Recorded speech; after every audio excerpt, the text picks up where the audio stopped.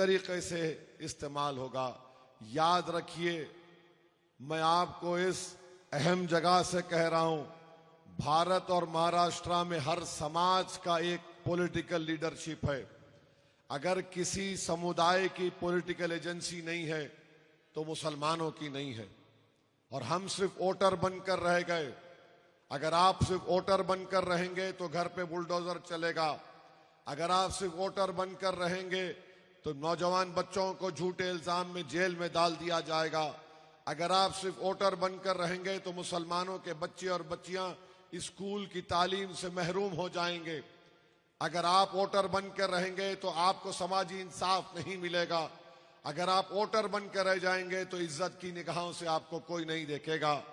जिस दिन आप अपनी पॉलिटिकल एजेंसी को बनाएंगे, जिस दिन आप शहरी बनेंगे, हुकूक आपको मिलना शुरू हो जाएंगे। सिटीजन विद राइट्स एक वोटर से बड़ा होता है। ये तमाम सियासी पार्टी, चाहे बीजेपी हो, ये अजित पवार हो, शिंदे हो, ये सिर्फ डरा कर आपका वोट हासिल करना चाहते हैं।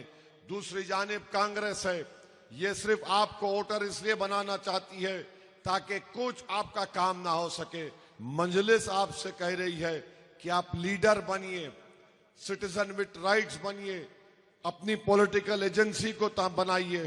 जैसे कि मैं सो रहा हूँ तो पिताजी को जगाना है मुझे, तो वो डायरेक्ट उठाने के बजाय, और हिंसा की परंपरा मेरे यहाँ नहीं थी सौभाग्य से, तो वो क्या करते थे कि उस कमरे में आ जाएंगे या बाहर से गुजरेंगे और चौपाई बोलेंगे, प्रात काल उठ गए रघुनाथा मात पिता गुरु नावही माता।